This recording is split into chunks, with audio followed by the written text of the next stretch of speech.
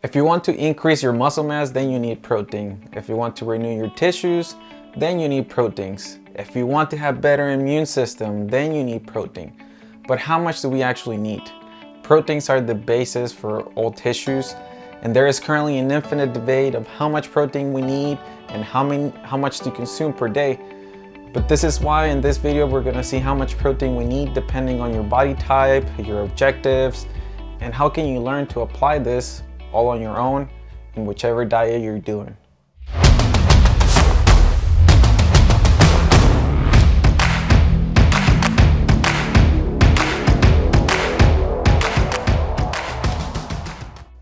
There are lots of different kinds of diets: Atkins, paleo diet, ketogenic diet.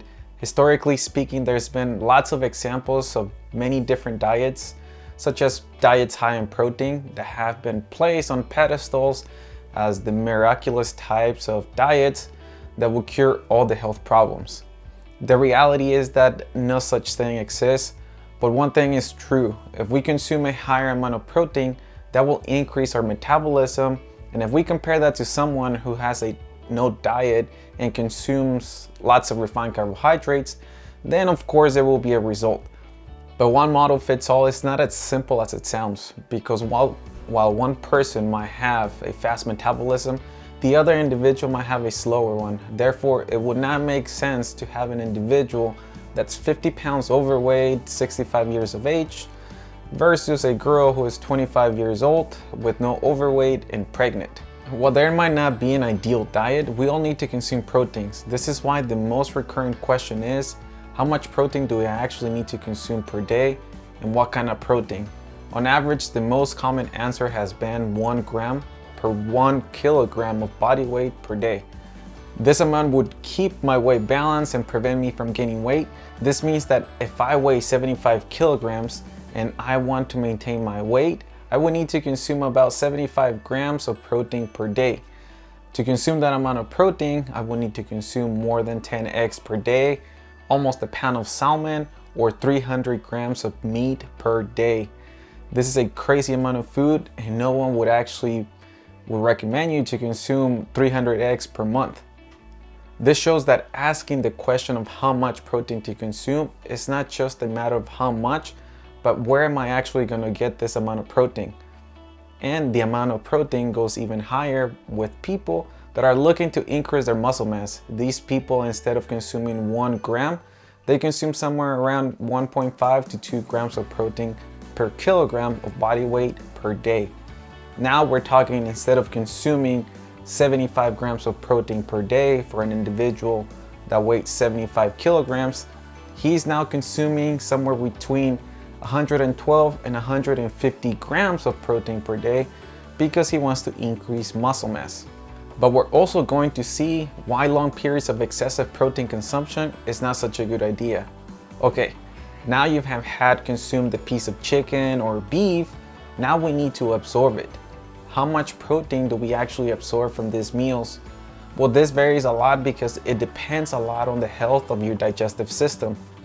This main process of our body that digests these proteins depend on your stomach, which through the hydrochloric acid, it breaks down the food. Short after, inside the small intestine, enzymes from the pancreas are released to help you finish digesting those proteins. Once the proteins are broken down into amino acids, we can absorb them and utilize them to build new tissues, such as new muscle. Now, this process assumes that you are an individual consuming protein and you're healthy, meaning that there is no issues in your digestive system. However, if an individual has a problem not producing enough hydrochloric acid, the amount of protein that gets broken down into amino acids is going to be a lot smaller than a healthy individual.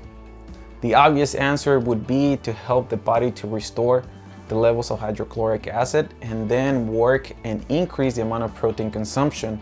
Otherwise, it would be necessary to increase the amount of protein to adjust for the amount that doesn't get absorbed.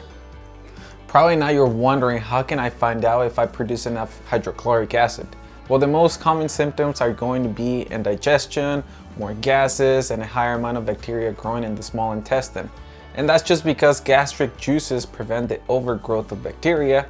So if I have low levels of acid, bacteria grows more, and this is just reflected as more burps, more acid reflux, but it's simple fix.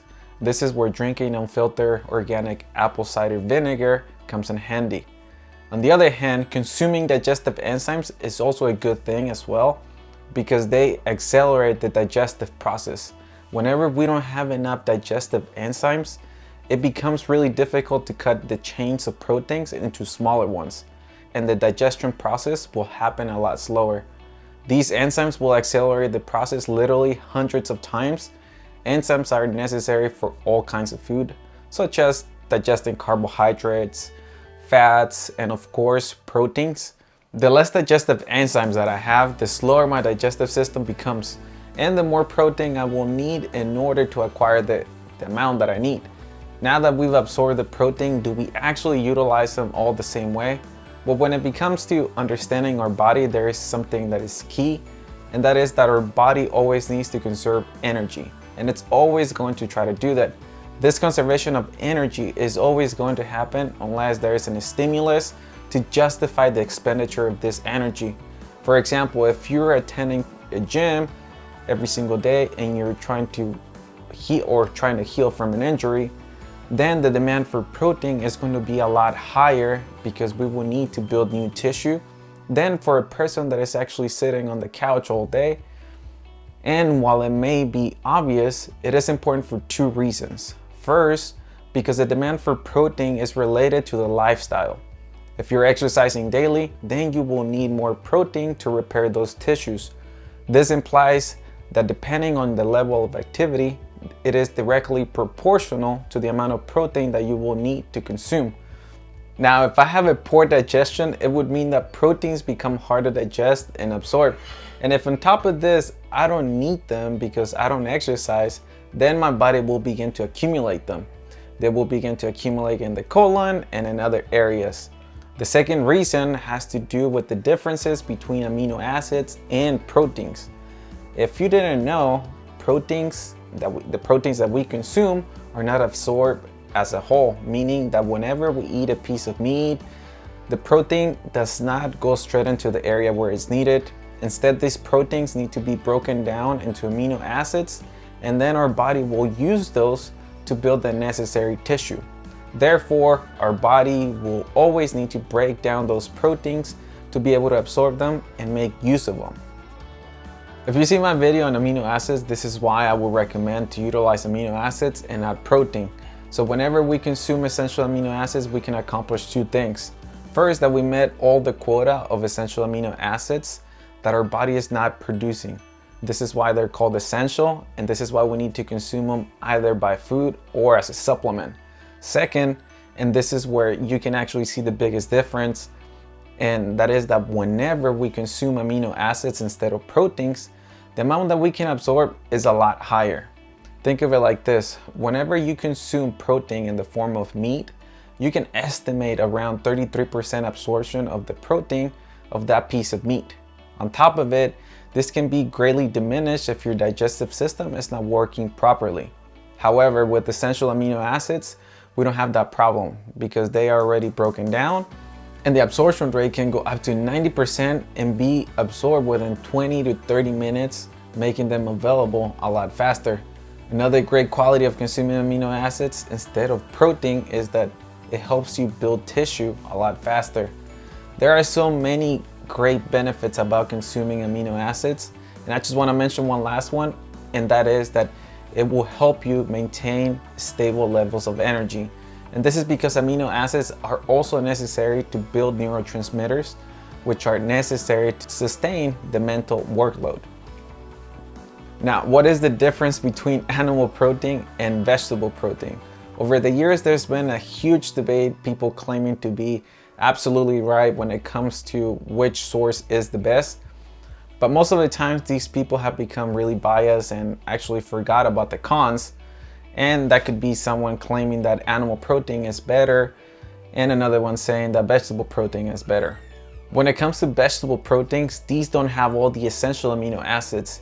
They are actually deficient on methionine, tryptophan, leucine, and isoleucine, which are key to produce new muscle. And in the case of tryptophan, this is necessary for serotonin, which is essential for a good mood. The deficits from vegetable protein can be compensated by either incorporating essential amino acids or simply consuming animal protein. Now, with respect to animal protein, the high increment of cancer that's been linked to meat consumption is actually due to the consumption of processed meats, which is completely different.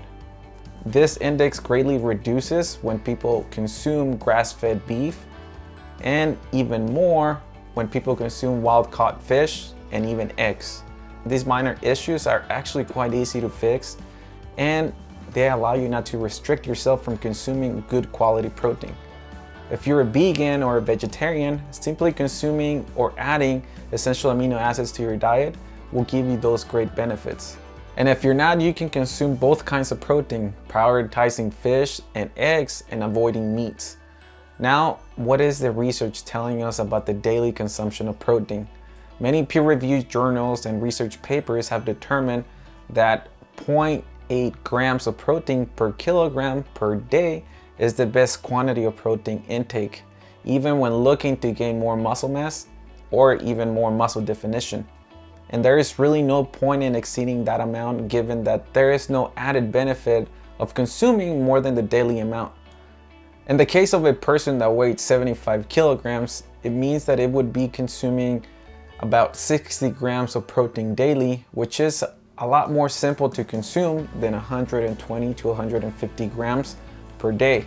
On several studies done on bodybuilders, they showed that there was no muscle gain difference whenever they consume 0.8 grams versus consuming 1.2 to 2 grams per kilogram of body weight, showing us again that there was no added benefit for a higher amount of protein consumption. There was no difference in strength or muscle mass. However, for the people that consume an excess of protein, has a risk of developing kidney problems or even dehydration. The ideal amount of protein consumption that's adjusted to the average amount of nitrogen is actually 0.75 grams per kilogram per day. And you can simply do this calculation by taking your weight in kilograms and multiplying that by 0.75 grams. That amount is going to give you an average amount of protein that you should be consuming per day. And if you have a high metabolism, it will mean that you are going to be able to digest things a lot faster, to which you will need to consume a bit higher amount of protein per day. And the opposite is true for a person who is overweight and with a slow metabolism. One of the biggest errors that we as humans can make is to think that we know enough about a subject, to think that we're right, but not enough to know that we are wrong. And this applies to nutrition and to learning how to eat better. And nowadays, this is becoming even more important. And if this is requested by you guys, I will put together a course where all this information is going to be available in a very simple way to utilize it in your everyday life. In the meantime, if you found this video helpful, please hit the like button, leave us a comment, and let us know what else you'd like us to cover. And if you haven't done so already, please subscribe and turn on notifications so you never miss a video. See you on the next one.